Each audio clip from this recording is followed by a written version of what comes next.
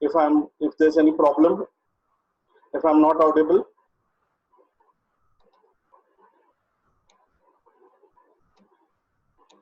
Am I audible to everybody? Please reply in the chat box, yes or no.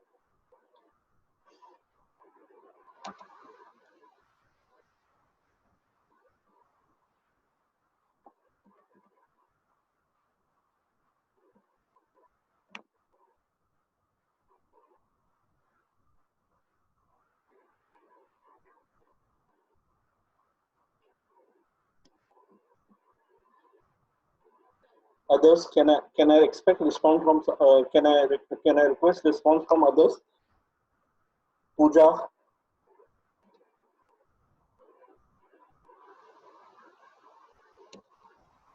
Sir, you're audible. Yes, please.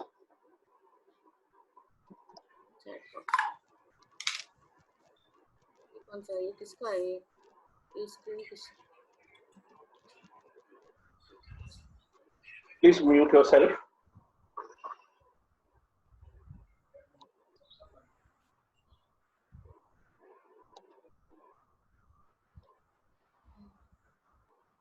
I'm sharing our YouTube channel with you. Our YouTube channel, on our YouTube channel, I will be uploading these videos, and you would find videos for many other concepts available. You can share this information with your friends also. Kindly subscribe to our YouTube channel. More and more videos will be uploading on our channel.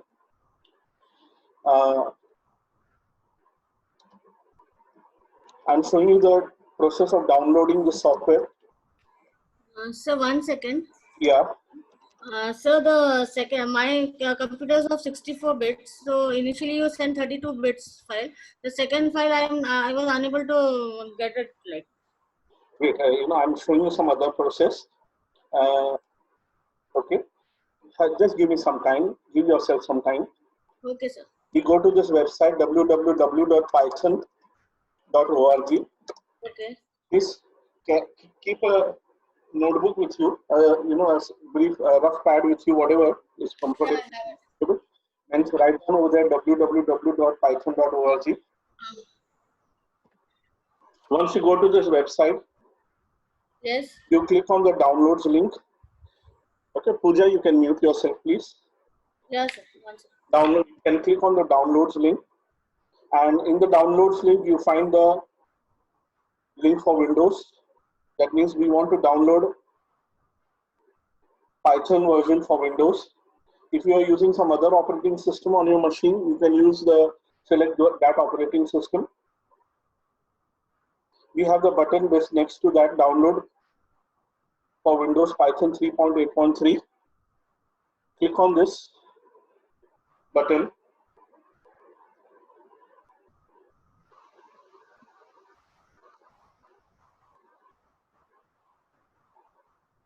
And as you see at the bottom of my screen, the file is being downloaded, Python 3.8.3.exe.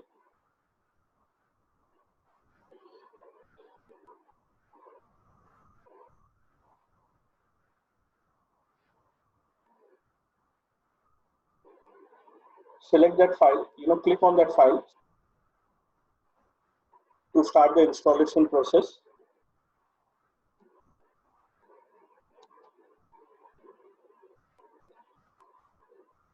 I'm getting a dialog box asking me whether we want to start the installation. Select run.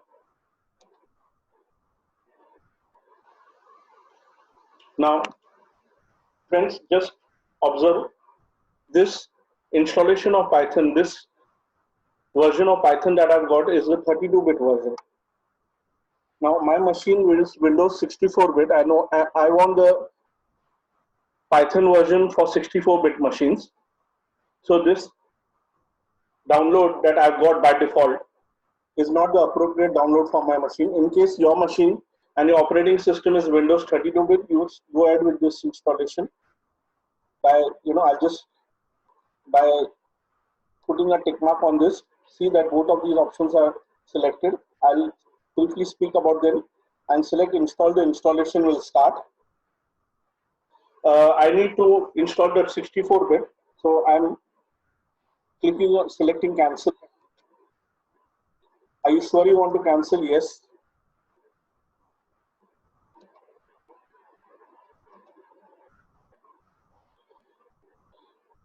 Now, when I selected downloads and Windows and I clicked on this button, it gave me the Python 3.8.3, the 32-bit version. I click on Windows over there. I repeat, from downloads, I selected Windows.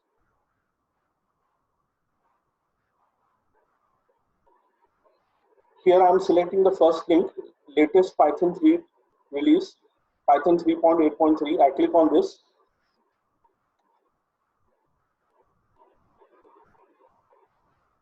I scroll down exactly where we had gone last session. Now you're going to get a list of files which you could install based on your operating system. Now I'll point out to you the exact one. There were, the exact one which you should download. I'll just share briefly the information on this. You can select Windows x86 64 executable installer. This is the 64-bit version, and Windows x86 executable installer is the 32-bit version. You have some other options, but I don't want to waste time on that. These are the best options. Windows x86 executable installer for the 32-bit version, and I need Windows x86 64-bit executable installer. I click on that. At the bottom of my screen, you could see the file is getting downloaded. Python 3.8.3 AMD64.exe. This is the 64-bit version. Just before starting our session, I was downloading this and installing it and uninstalling it.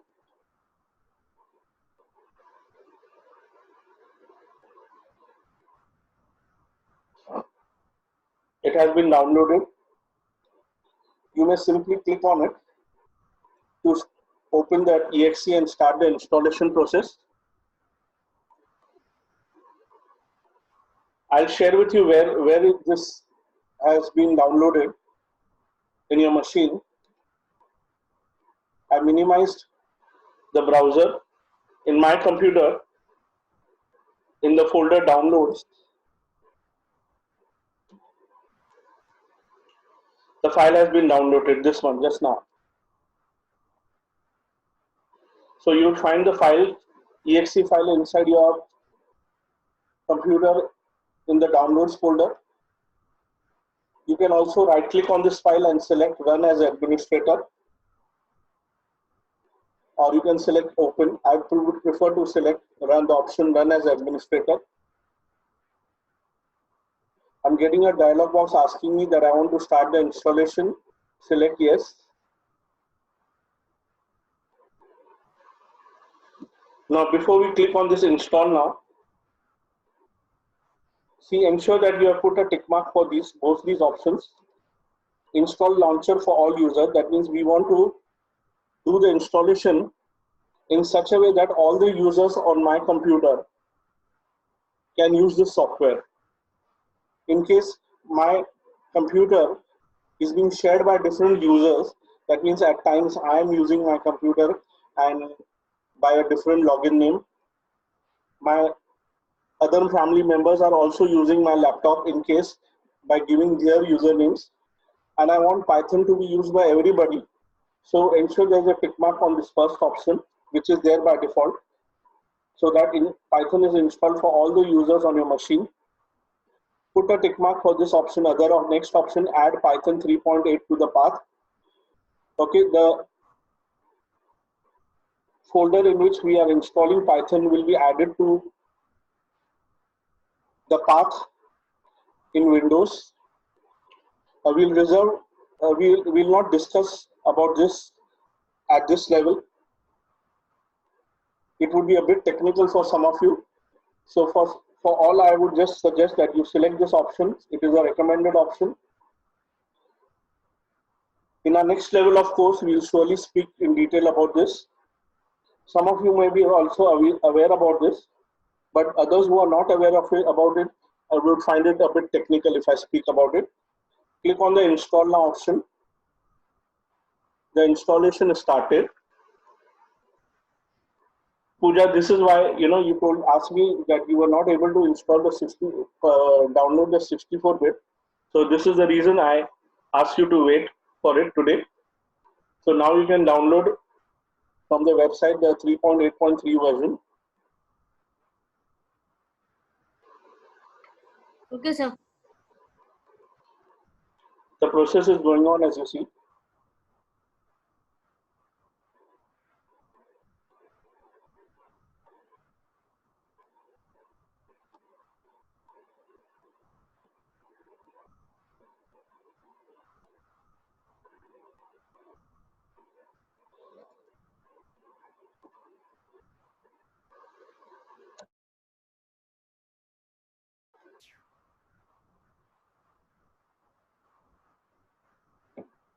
Any query, anybody, while this process is going on?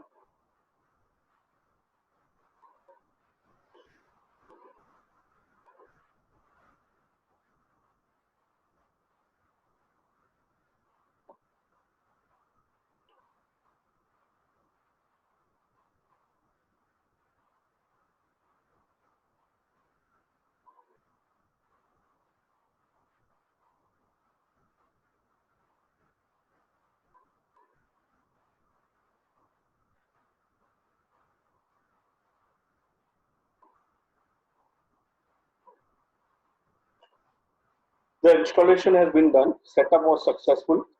Click on the close button. I'm closing this window, the downloads folder window, closing this. Now we wish to check whether the installation has been done properly.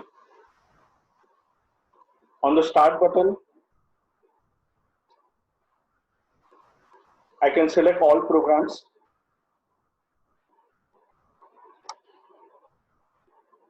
Scroll down.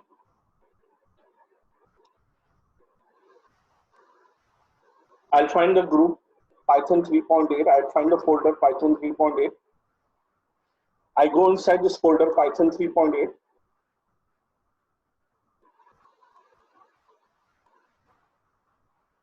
And I'm selecting this program Python 3.8 64-bit. Now, I would like you to focus on two important programs that I'm going to introduce to you today. One is this Python 3.8, which is called a shell.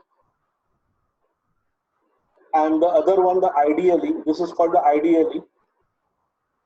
What is the use of both of them, or how do we go about working with both of them? One by one, I'll be sharing with you. So I'm starting the program Python 3.8. That means I'm not starting the IDLE, I'm starting the shell.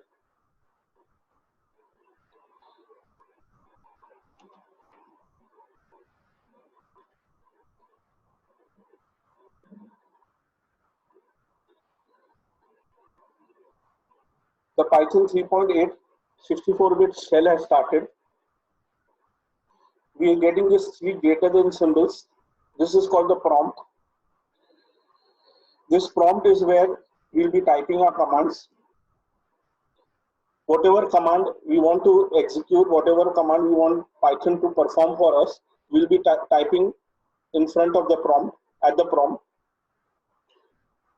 I'm typing one simple command. We'll be speaking more of this command today. I am typing print, and in bracket I am typing 5, numeric value 5. This is the print command, the first command we are learning of Python. The purpose of this print command is to display whatever we have asked for, whatever we enclose in round brackets will be displayed once we press enter on the next line. So on the next line, you see the value 5 being displayed, and below the value 5, we get the prompt again, indicating that Python is ready for the next command. So this is called the Python shell. This mode of working in Python is also called as the interactive mode. I repeat, this mode is also called as the interactive mode. Interactive means you type a command. This time I'm typing the value 5.5 inside the print, inside the parenthesis, and pressing enter. You type the command and you press enter, and you immediately get the output. You immediately get the result. That is why it is called the interactive mode. You just simply type the command and press enter. You get the result on the next line. This program, interactive mode, would be very useful when we want to teach you at this initial stage.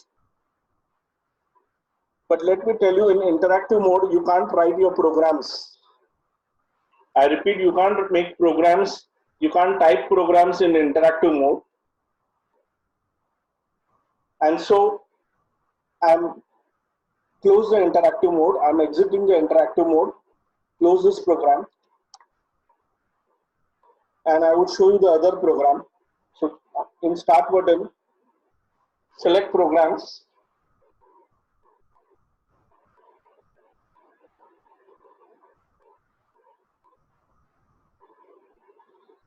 Select the folder Python 3.8 and select IDLE, Python IDLE.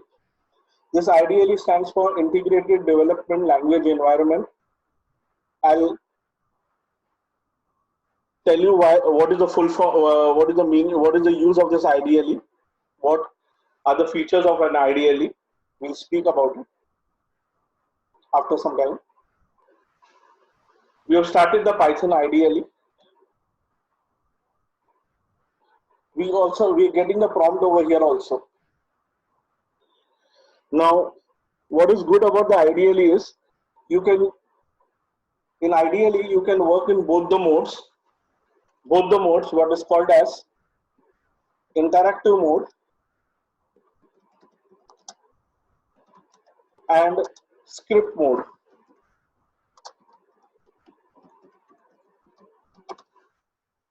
Interactive mode, wherein you will type one command at a time, and after typing the command, when you press enter, you'll get the result on the next line. So that is the interactive mode. As you see, we have the prompt. So we can use the IDLE in the interactive mode as well as in the script mode. So this IDLE program would be most recommended for us to use. Script mode is the mode where you will be making programs. For some time today, I'll be using the interactive mode.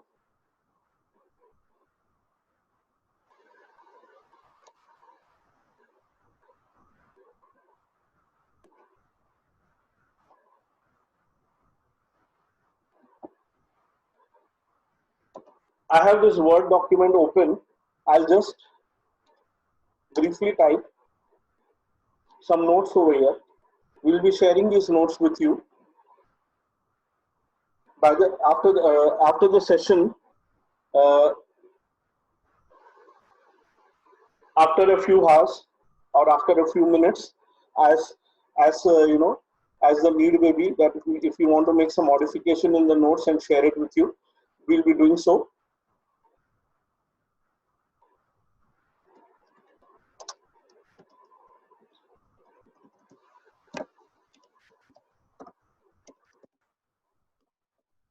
Python IDLE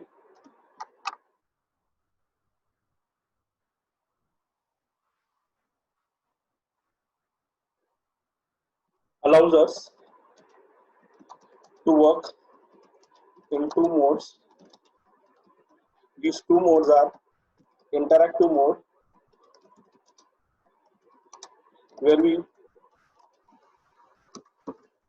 give one command at a time.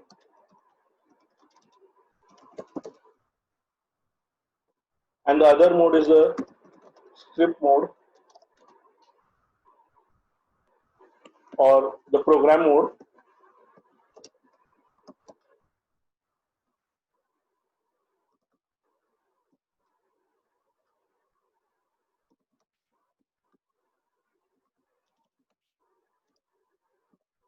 Where we can type and execute programs.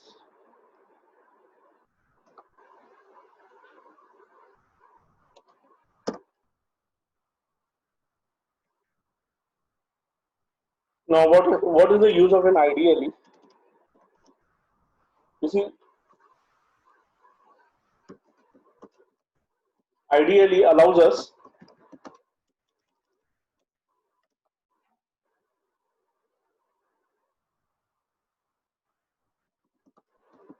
to type a program, make changes in our program, save our program,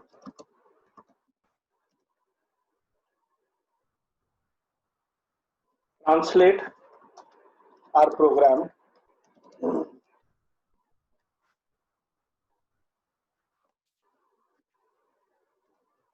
check errors in our program,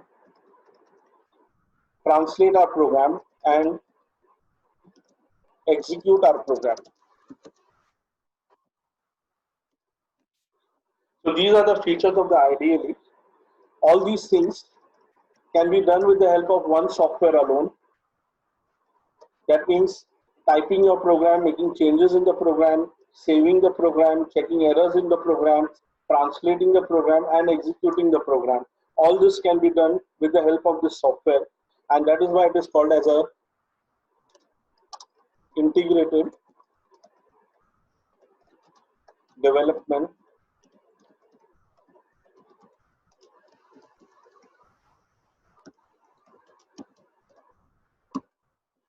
language environment.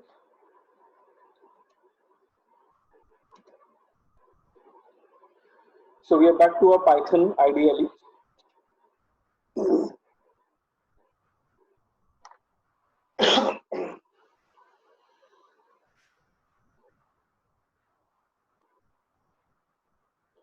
I would now show you some basics of Python in this interactive mode. We currently have this symbol called as a prompt.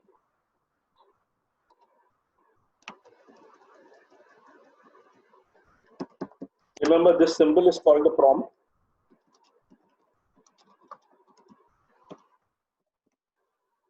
You'll be typing your commands at this symbol in interactive mode. I'm typing 5 plus 10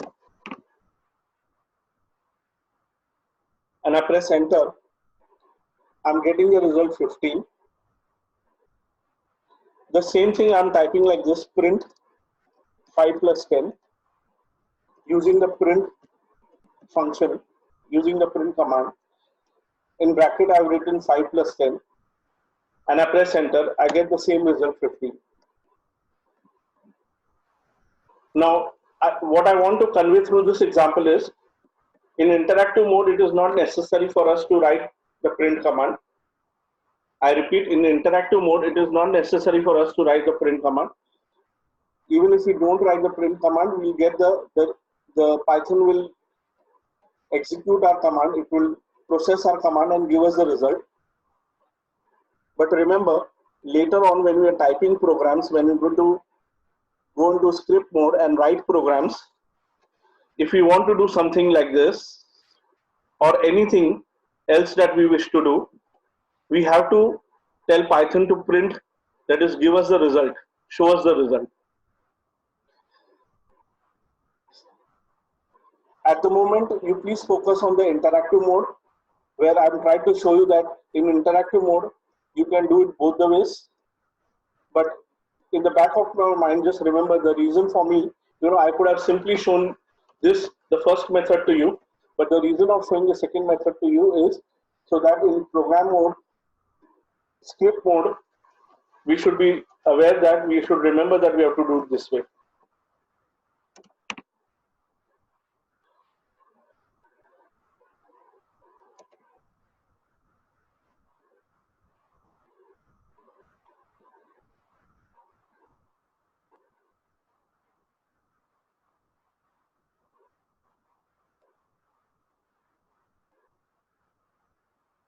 As I said, we'll be sharing these notes with you.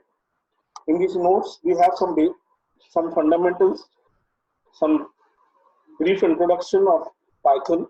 We're not going to go very much detail into it. We kept it very brief. Python is a general purpose, high level programming language. General purpose means it is a language which can be used for various purposes. That is for commercial purposes, for scientific purposes, for various purposes, we can use this particular language. Let me tell you, many years back, there were languages which were suitable for commercial purposes only, whereas there were some other languages which were suitable for scientific or engineering applications.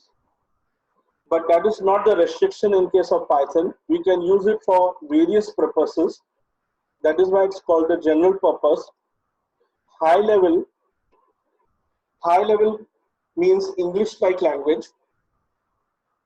We make use of English words, mathematical symbols in Python, and that's why it is considered as a high-level language. I repeat, we use English words and mathematical symbols, and so we call it as a high-level language. Python was developed by Guido van Rossum in 1989. This gentleman introduced the first version of Python, introduced this language to the world while working at National Research Institution at Netherlands. But officially Python was made available to public in 1991. So though he introduced this language in 1989, it was actually offered to the public in 1991. The official date of release of Python was Feb 20th, 1991. Python is recommended as the first programming language for beginners. Yes, those who want to begin with programming as of today, seriously, its strong recommendation is to start learning Python. Start from learning Python. Let me tell you, friends, quite a few years back, when somebody would want to learn programming, okay, would start learning programming from C language and then upgrade to C++, then to Java. And let me tell you, as a teacher, I remember how difficult students would find learning these languages. Particularly students who would be weak would find it very difficult. But I wouldn't say that for Python. I would be, we would be very happy to recommend people to learn Python, and that is why this course that we are promoting, this free course that we offered, with the intention that in the back, many people may have some wrong impression about programming. When it comes to programming, that learning C is difficult or C++ or Java is difficult. But to remove that fear from their minds, we are offered this particular course. So Python is recommended as a first programming language for beginners. Here we have a simple program. We are starting with a simple task to print some text, hello world. We want to print text hello world on the screen.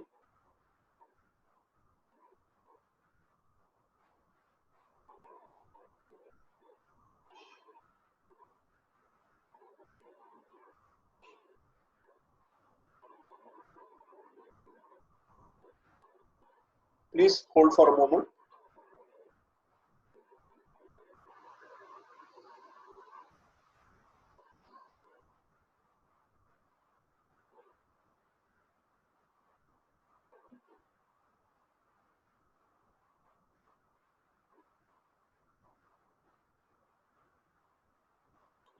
Now, often in most of the languages, in any textbook, you will find this as the first program that any student would write.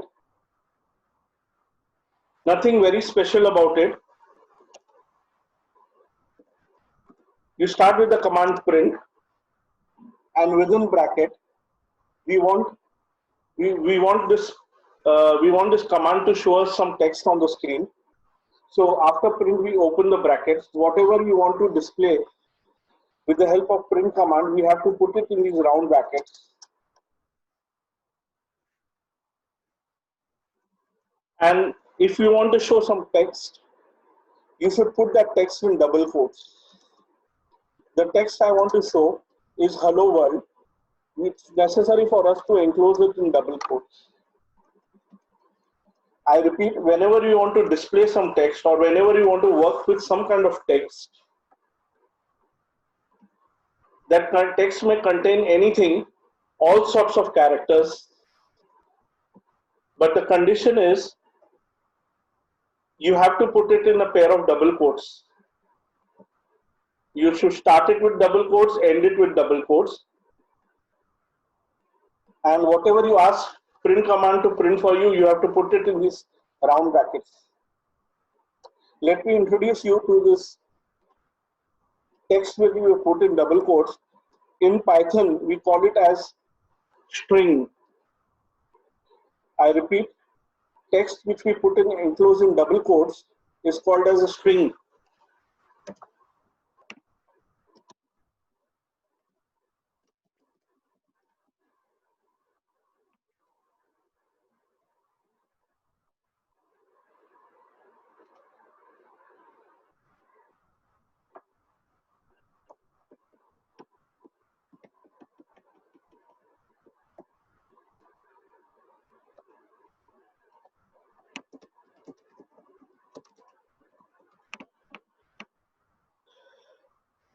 String is one of the data types that we would be working with in Python.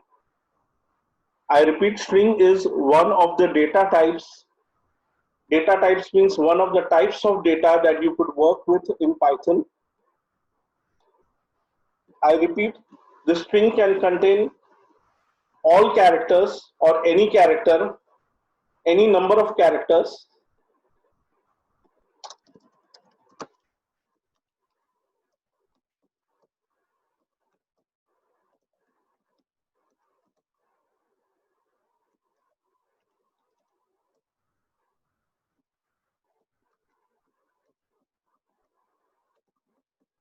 But the condition is we should enclose it in double quotes.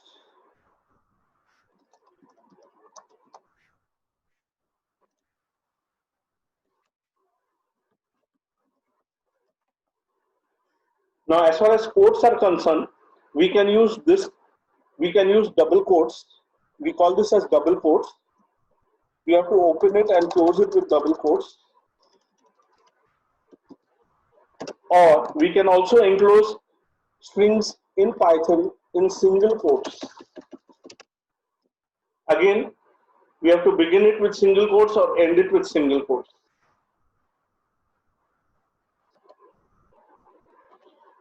Please have a look. I've given the print command and I've given the string hello world in double quotes. I press enter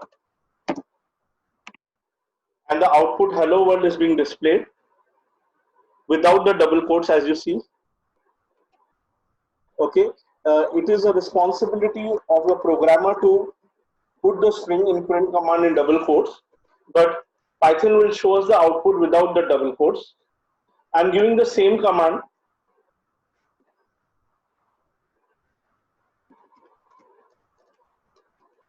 by enclosing hello world text in single quotes this time, and please see that too also works.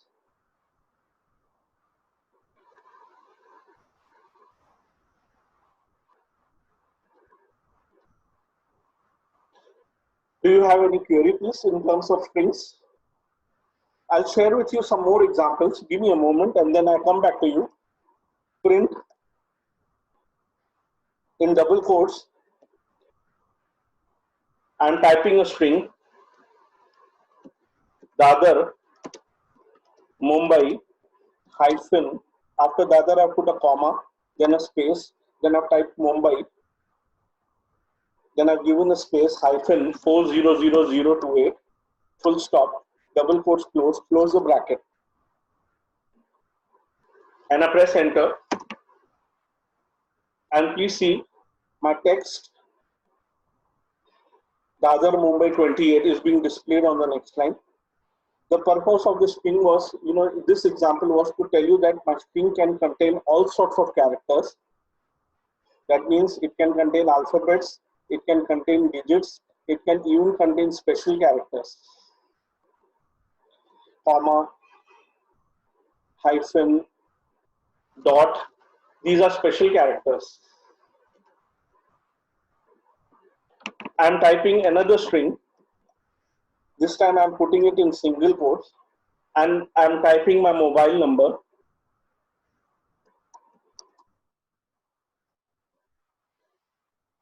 Now, some of you would think that this mobile number is numeric data. It's a number. It contains only digits. It's numeric data. But let me tell you, when you put some data like this in single quotes in the quotes, it's no longer numeric data. It is string. And let me tell you, when I say that this is a string, I will share with you one more thing, that this, if this could not be used for any mathematical purpose. Yeah, if you thought it is a number, then number is something which could be used for mathematical purposes. That means you can add one number with another number, like we did earlier, 5 plus 10. But when you put it in quotes, when you put digits, a set of digits, collection of digits, okay, you know, in real world you would have an impression that is a numeric data. But let me tell you, the moment you put it in quotes, Python would not treat it as numeric data. Python would treat it as string, or we also call a string as character type data. Yes, let me share with you. String can contain any character.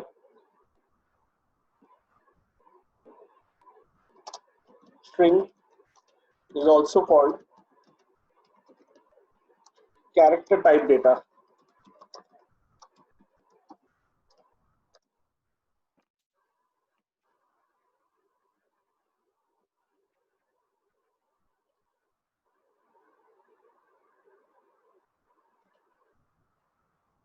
I'm pressing enter over here and I see the mobile number. Okay. I repeat, you may, even after seeing the output, you would have an impression this is numeric data. I clarify, no, this is string. This is character type data. As we go further, if you allow me, I would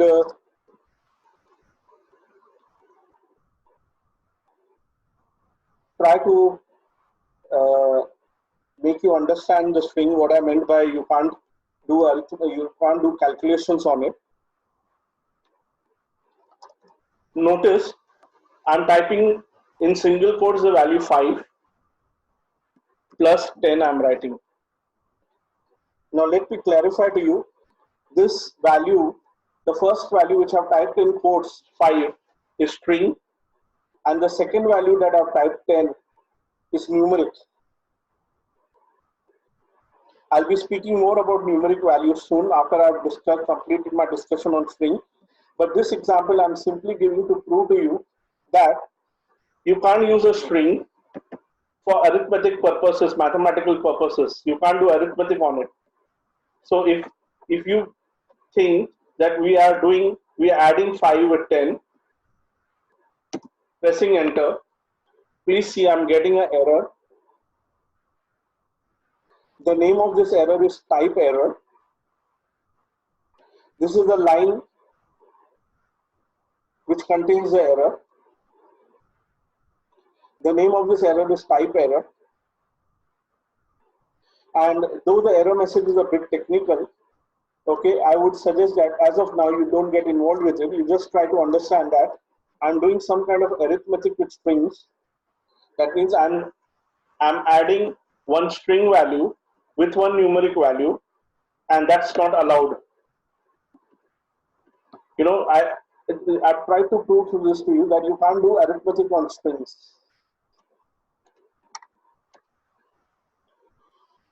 I've shared with you some examples of strings.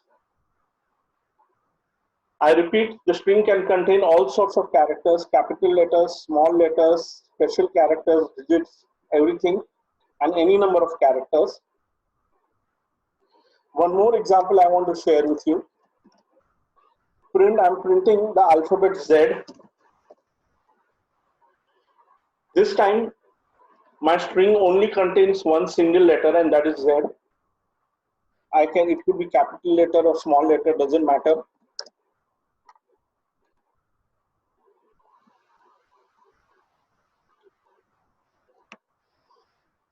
Now, those of you who have knowledge of other programming languages, only those of you focus on this. Others can ignore what I'm saying. You see, in other languages like C, when you make use of one character, when your data contains only one character, you need to put it in single quotes in C language, C++, and even in Java. If there's only one character, we need to put it in single quotes. And if it is more than one character, we need to put it in double quotes. In C, single character is called as character data, and set of characters is called as string data. So in C, C++, and Java, there are two separate types. There is character type and there is string type. They are two separate, but that is not so in Python. That is not so in Python. In Python, whether your string contains one character or more than one character, it is considered as string type of data. It is considered as character type of data. So Python doesn't distinguish between character type and string type separately. For Python, they are one and the same. This is one important difference to remember. For those who have knowledge of other languages, they would be curious in this regard. So I've clarified. Others, as I said, who are learning this as a first programming language, don't worry in this regard. I repeat, whether one character or more than one character is a string, okay, you put it in single quotes or in double quotes, does not matter at all. Yeah, I've almost completed my discussion on string data. Examples on string. Does anybody have any query, please? Can put it to me in the chat box or can raise your hand.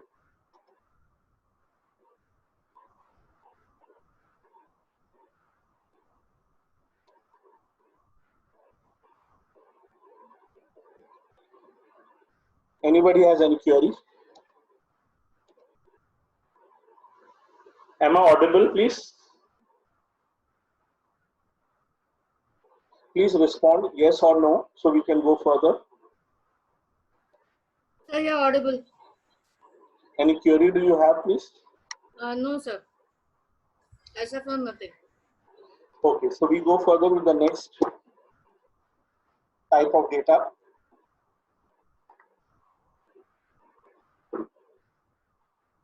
We are working in the interactive mode of the IDLE. Remind you, we have not started with working with the programs as yet. I will pick up these examples. You know, I don't mind sharing it with you. See what am I doing. Okay, you too can do it for your while practicing in Python. You know, I'm selecting lines from here, as you see. Click and drag till here. I go to edit menu, select copy. I can start a program like Notepad. and paste it. So all those lines, the commands which I've given and the output gets pasted. And I can save this file, save. When I select save, I get this box where I can select the drive where I want to save. So you can select your C drive or D drive. I'm preferring to save it in D drive.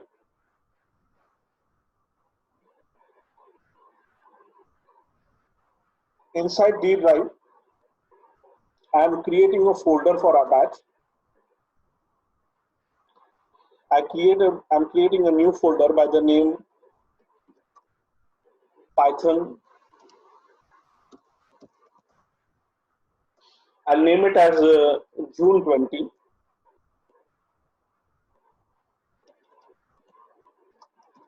Okay, it's almost 30th of May, so I'm naming it as June 20. My June 20 batch. Earlier, I had a Python batch started in April. I go inside this folder. I'm giving a name to my file.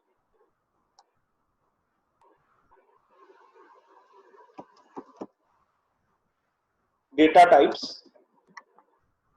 And I'm saving it. So I've saved the contents. I've copied and pasted in a notepad file. Save the contents in this file called datatypes.txt. This is not a Python program. It is an ordinary text file. We continue with our discussion now with the next data type.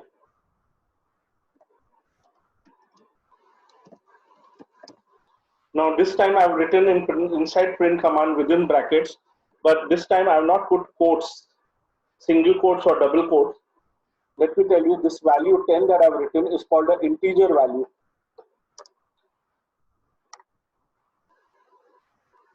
Integer value.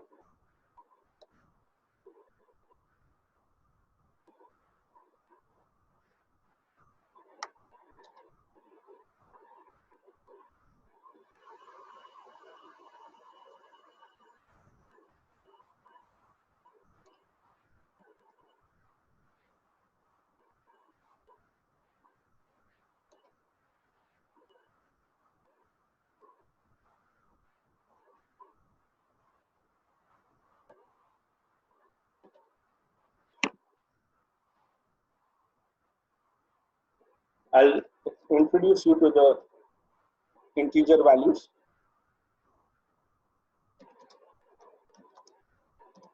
It can be positive or negative,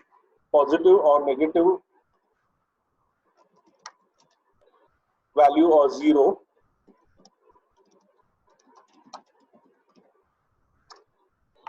Okay, it can be positive or a negative value or zero. And I would add over there without a decimal point. So values like 10, -5, yes, they can be positive, negative, or even zero, are integer values. They should not have decimal point. What about decimal point? I'll be coming to that data type next after this. So I'm sharing some examples of integers. -5,891. So this is also an integer. 0 is also an integer value. So this data type is called as integer data type. Numbers without the decimal point. We now proceed to the next data type in Python. As you see this, I'm just simply typing this text. I have notes ready for you, but what happens is this what I'm typing is not there within the notes, so I'm roughly typing it over here. We'll organize it and share it with you by the end of the day today.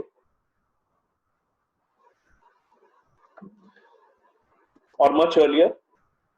Next, floating point data. Floating point values, floating point data.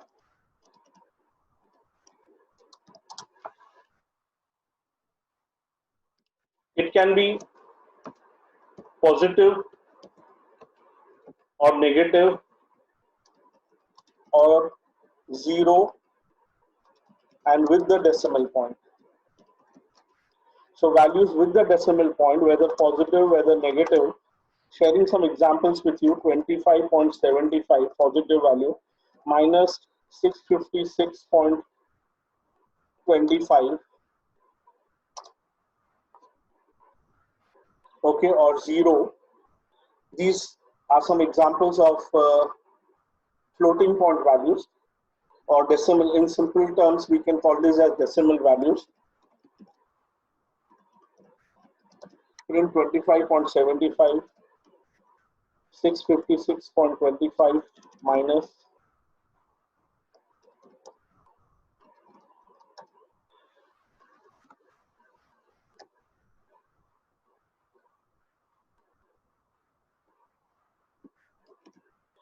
now you would say that, sir, earlier we gave print 0, you said it is integer. This time you are given print 0, you said decimal. So yes, this value 0 also falls under integer data type and decimal data type. Okay. At a later stage, I'll prove that to you in some regard. So don't get too much involved with this, except the explanation what I've shared. Yes. Now, when I give a value 0.1, okay, can you tell me what kind of value would you call 0.1 as? To be specific, integer or float? Please reply in your chat box.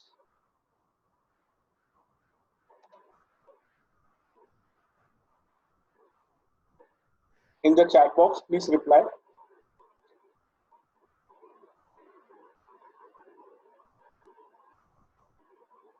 Zero 0.1 is what type of value?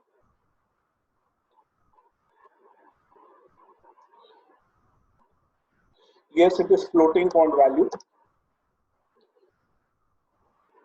Print minus 0.05. Again, can you reply what type of value is this, please?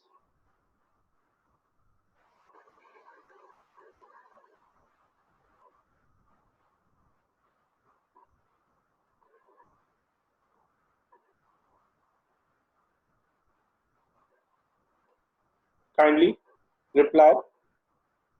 What type of value is this? Yes, this is floating point value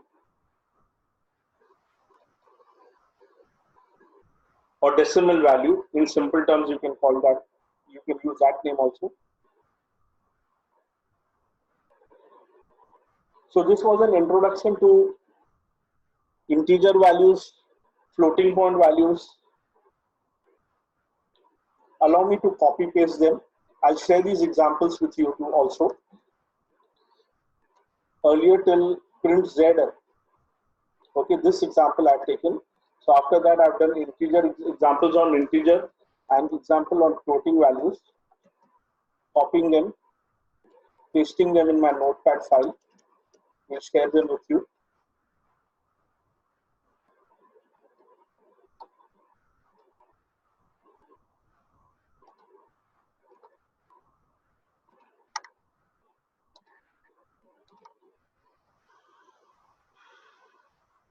Next, I'll introduce you to yet another type of data type called Boolean. Now, these are values like true or false with T in capital and remaining letters small. If you write false, F would be in capital. But remember, you're not going to put it in single quotes or double quotes like you put it for strings. Some of you would think that this is a word we are typing. This is some alphabets that we are typing, so we should put it in single quotes or double quotes as I taught to you about strings. But no, this is a special type called Boolean type, and this data type has only two values, true or false.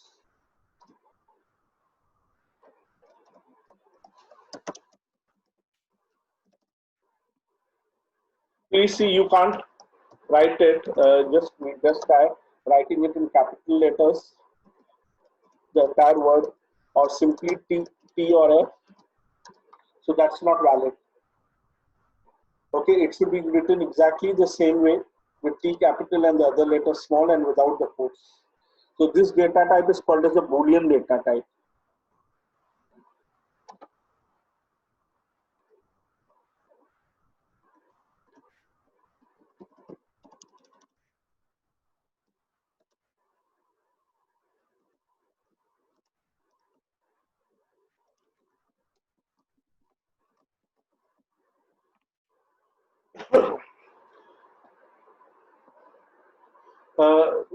If you're wondering what is the use of Boolean type, okay, since I got this thought now, I'll just share with you with respect to all the types, For string, with regard to string types, what do you use string type for? For names of people, city in which the person stays, product name, product description, name of a country. For all these purposes, we use string data type. Integer now. What would we use integer for? To keep age of a person, product number, roll number of students. We would use integer data type because these values may not have a decimal point, generally don't have a decimal point. Floating point values or decimal values like salary of a person,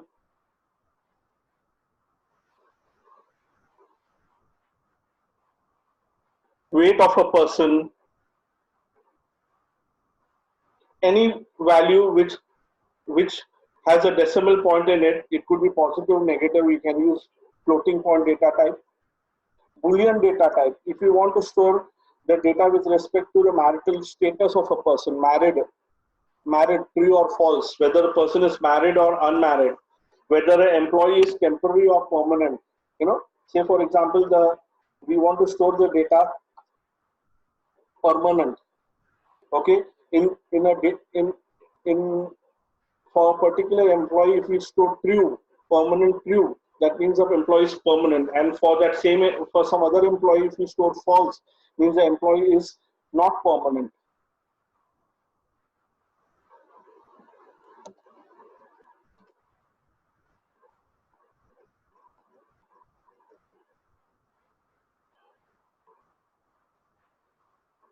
There are some other data types also in Python, but we would not cover them at this level. We cover them at the other level. The intention is we don't want to go into data types which are very complex or very advanced. We want to do the basics. These 6 sessions would be even less for covering up the basics, let me tell you. And it would be necessary to be thorough with these data types because these are the widely used data types. Yes, not that we will not share some advanced data types with you. Yes, we reserve some discussion for that also. But as of today, I will cover these data types. There is a data type called none. You see, for example, if you want to store age of a person, we want to keep the data with respect to the age of a person, but in case of one employee, we don't know his age. So somebody would think that we keep the age as 0. Now, keeping the age of that person as 0 would mean you are giving some value over there. I said we don't know the value. We don't know the value of this person's age. In such a situation, we can assign none. We can give none. None means no value. For those who have knowledge of other languages, I would say that in other languages is understood as null, N-U-L-L. Here in Python, we understand it as none.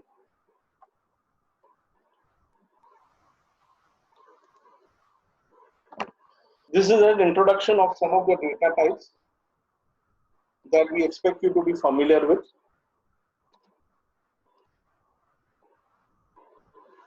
I'll just copy paste these examples in our notepad file.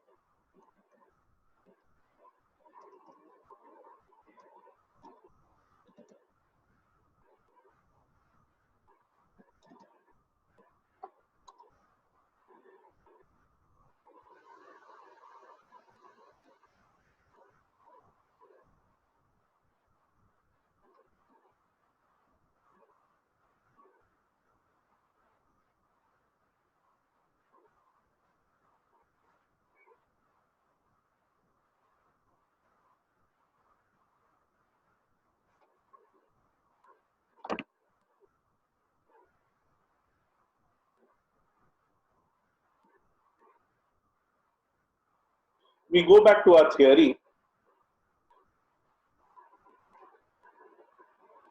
There is one more example in my notes. Probably we may probably do that example in the next session. Let's see whether we are able to cover that topic today. I'll skip the second example. I might come to that today or later today or during the next session tomorrow. The name Python was selected from a TV show, The Complete Monty Python Circus. You know this programmer, Mr. Guido van Rossum. You know, why did he give this name Python to this language? He used to enjoy seeing one show on BBC. The name of this show was Complete Monty Python Circus. And that's how he gave this name. You know, he got the idea of giving the name Python to this language. So there is no big reason for the name Python. Guido developed Python language by taking almost all good features from other languages. Yes, that's the best thing about Python. The good features that you would find in other languages, all those good features of various other languages, you would find them in Python.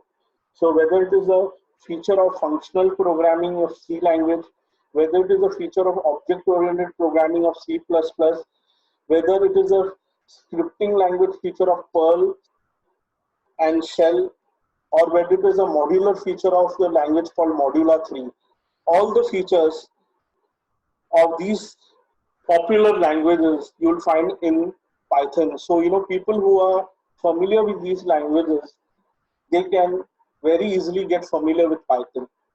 Now, as far as those who have no knowledge of any other programming language, you just don't bother about this. Okay, no doubt these features are advanced features. In this introductory module, we'll not be able to come to that level. Okay, but we do them thoroughly in our actual course, the complete course.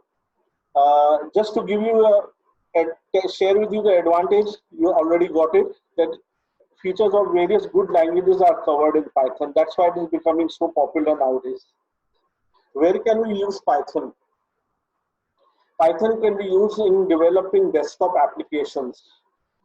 That means if you want to make applications working on your Windows computer or a Macintosh computer or any kind of computer, program that would work on your computer alone, those kind of applications, those kind of programs are called as desktop applications. If you want programs to make programs which work on the web, you want to keep them on a web server and use them through a browser. Okay, I mean to say, on your computer, you start a browser, you type www and a website, and at that website, you want to keep a program, that program should work through the browser. Such applications are called as web applications. Those can be made in Python. You can use Python for making database applications.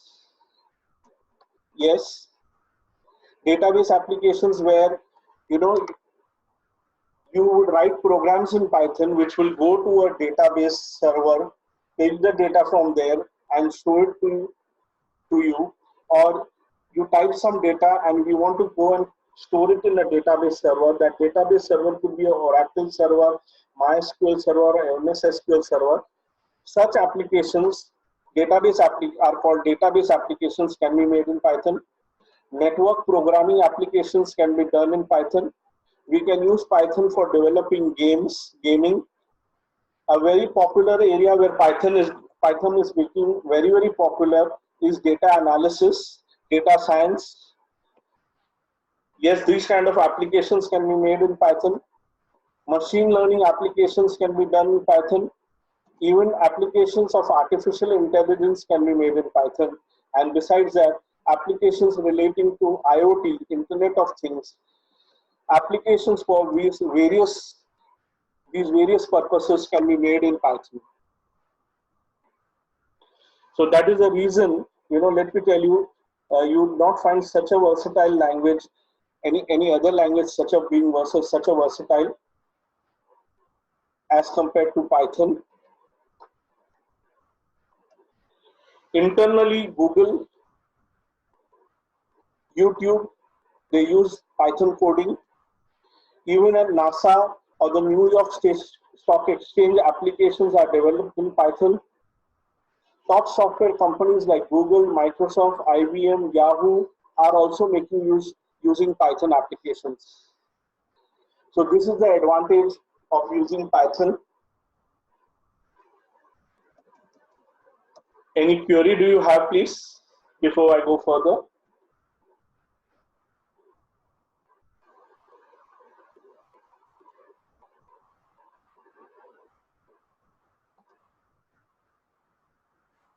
You speak about the flavors of Python.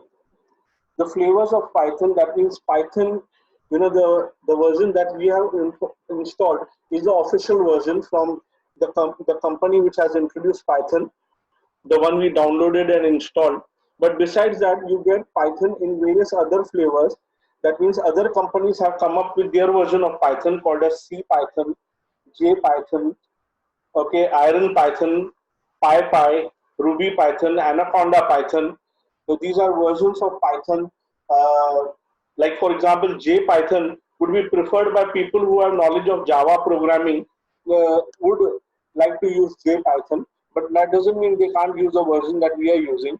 Similarly, people who are familiar with C language can use the C Python, but it's not, I'm not recommending that. Okay, we are focusing on the default version of default software of Python that we have installed. What have been the versions of Python we have seen? We have seen Python 1.0 introduced in Jan 1994, 2.0 version introduced in October 2000, and the version 3 introduced in December 2008. Now, one thing, please be aware that Python 3 won't provide backward compatibility to Python 2. That means the programs that you have written in Python 3, you write in Python 3 may not necessarily work in Python 2, and vice versa. Programs that you make in Python 2 may not work in Python 3. So there has been a cutoff over there, okay, between Python 2 and Python 3. Yes, you make programs you made in 2 wouldn't work in 3, or 3 programs made in 3 version wouldn't work in 2. When I say 3, it would be 3.7, 3.8. We have named some versions of Python: 3.6.1, Python 2.7.13, or Python 3.7.0, or the one we have installed today, 3.8.3. These are different versions of the Python software.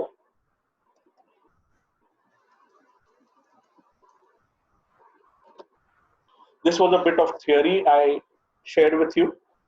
Once again, do you have any doubts?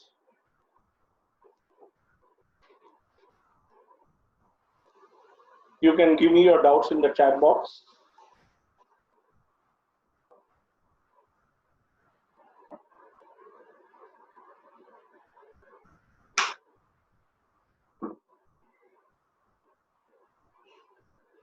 Siley, are you understanding these concepts, please?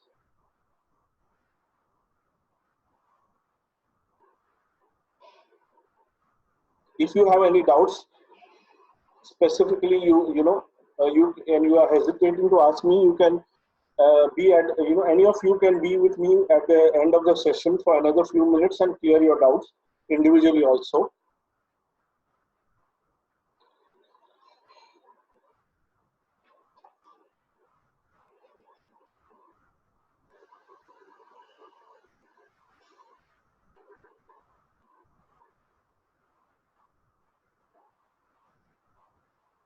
Now, friends, I'm going to teach you. I'm going to introduce you to something called as functions. Okay, I'm not going ahead with this topic of identifiers. The topic of functions is further. That I'm doing beforehand. Okay, I think that would be more appropriate for you. The print command which I taught to you, if you notice, after print we put a pair of round brackets, and whatever we want to print, we write within these round brackets. Now, when we see any name in Python, after which we see a pair of round brackets, whenever we see a pair of round brackets after some name in Python, we will understand it as a function. Functions are like small programs ready-made made for us by the company and given to us. These are ready-made programs which we can use and simplify our task. And one such program, one such function we have already learned briefly is the print function. I repeat, whenever we see a name in Python and then round brackets after that, it's a function. Functions are small pre-written programs. Pre-written programs means programs जो पहले से ही लिखे हुए हैं and given to us for use by the company people. Another small thing I want to share with you is, notice print. I cannot write like this, P capital and remaining letters small. Please see. I wish to print 10, I get an error. I can't write the print word completely in small capital letters, that also gives me error. Earlier, whensoever I've been writing it in small letters, so take care of that.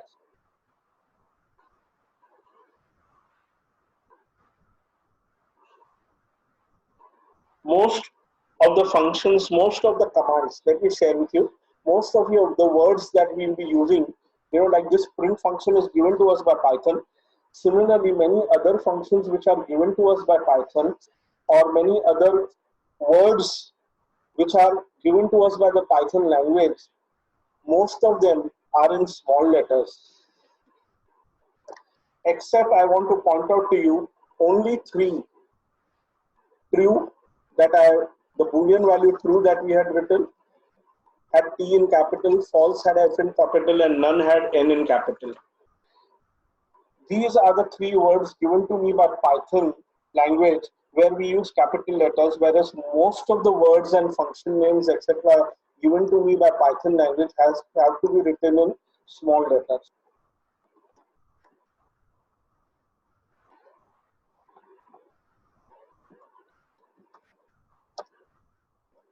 Now, what about what we write within print? Within print, within round brackets, please see, I'm putting double quotes and I'm writing a string A plus in capital. A plus, our name, we have written in capital. That's valid. Print A capital and the other letters small. I'm writing it this way. This is also valid. I'm writing print entirely in small letters. This also is valid. Please do not mix up between the two. I'll clarify once again. Print is a function name given to us by Python. So in this manner, whatever function names, whatever words are given to me by the Python language, okay, I've not written those words by my own wish or desire. Okay, they're given to me by the Python language. Most of these are to be written in small letters, except for the three: true, false, and none. This, what I've written in double quotes, is called a string, and I can write it anyhow, anyway.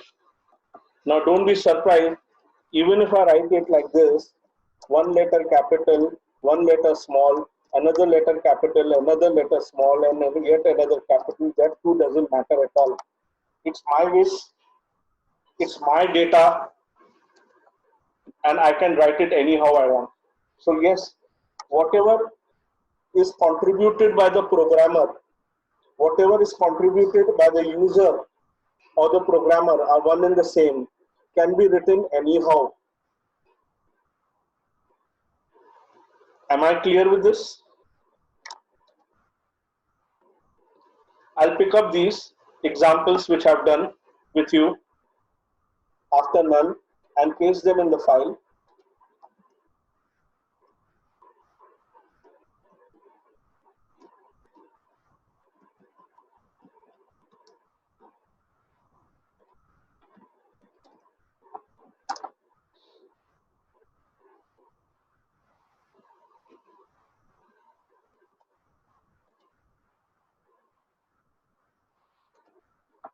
I'm now introducing you to yet another function of Python.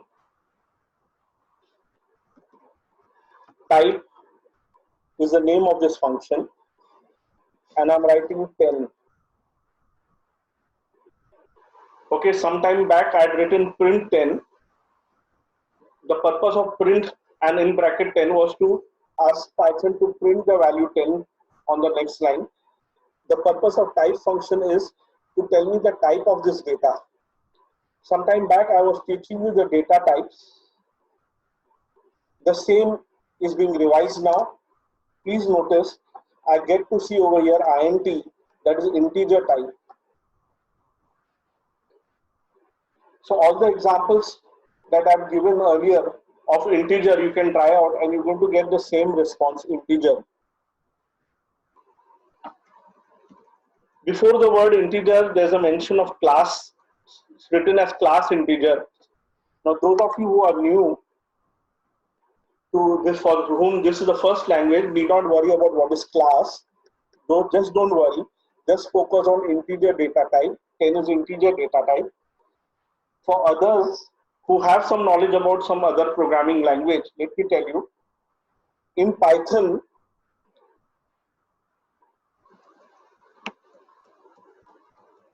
this value 10 that I've given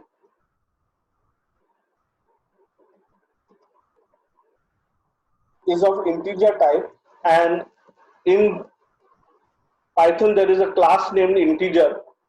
So I'm getting the output that this value 10 is from which class? It is from integer class. In Python, at our institution, we have two modules. Module 1 that is called as core Python, and module 2 that is called as advanced Python. In the second module, each module is of 3 months. In the second module is where we teach the concept of classes and objects. So just to give you an idea, this term class, why am I not speaking about it in detail, is something which has to be learned at a later stage. Okay, those of you who have knowledge about other languages would be familiar with class and objects, so this would not matter them. But others who are new, do not worry about the term class, just focus on int as of now, integer type. Next example I'm giving, type minus 25.5, and please see I'm getting to know the type, it's float. Type false is boolean, that's called as boolean type.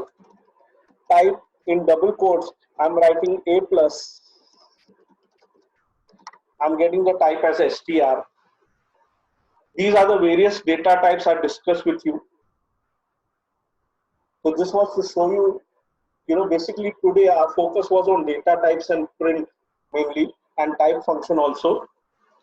But the very basic thing I've taught to you today in Python, and that is this data type thing. Pick up these examples.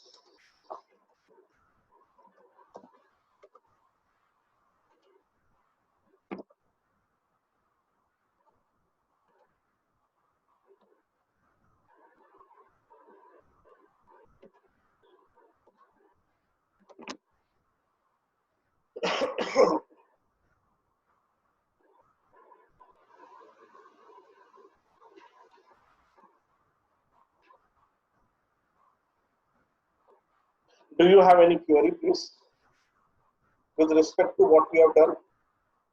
We are almost at the end of our session.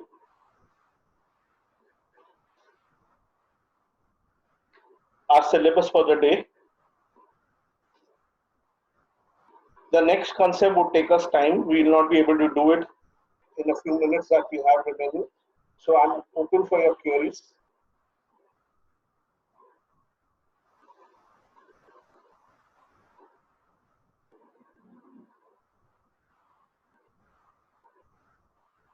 Okay, I assume you have no query, please. Just give me a moment. If I think something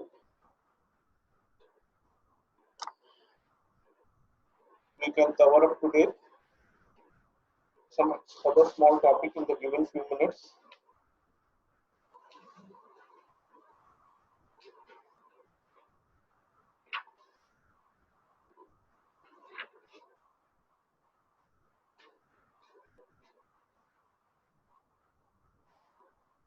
Yeah, one or two more examples I'll share with you. One example, type in single quotes I'm writing Z. Now the reason for me to give you this example is, one I've written single quotes and another I've written only one letter inside the single quotes. Now as far as other languages are concerned like C, C++ and Java will tell me the type of this as character. But notice what is Python telling me the type as str. So as I repeat, in Python there is no difference between uh, a, a string with one character or a string with many characters, and also there is no difference between using single quotes or double quotes. They're one and the same.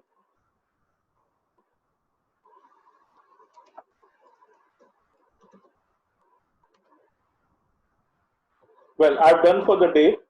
I've completed my discussion. Okay, we'll stop over here. If any of you wants to individually ask me some queries or has any difficulty, I'm there until you all have left. Then I'll assume that there are no queries, and then I'll end the meeting. Okay, we'll be putting this up on the YouTube channel. So if you want to revise it or you want to share it with your friends, you can do so. But the files that I've prepared, as far as the notes are concerned and these examples, I shall email them to you once I've organized them a little bit if I wish to. Particularly the notes, not these examples. These examples I'll share with you as it is. Okay, so I'm ending my session over here. It was pleasant to take this session for you all. Thank you, all of you. You all can be with me if you have some queries, or you can disconnect, please.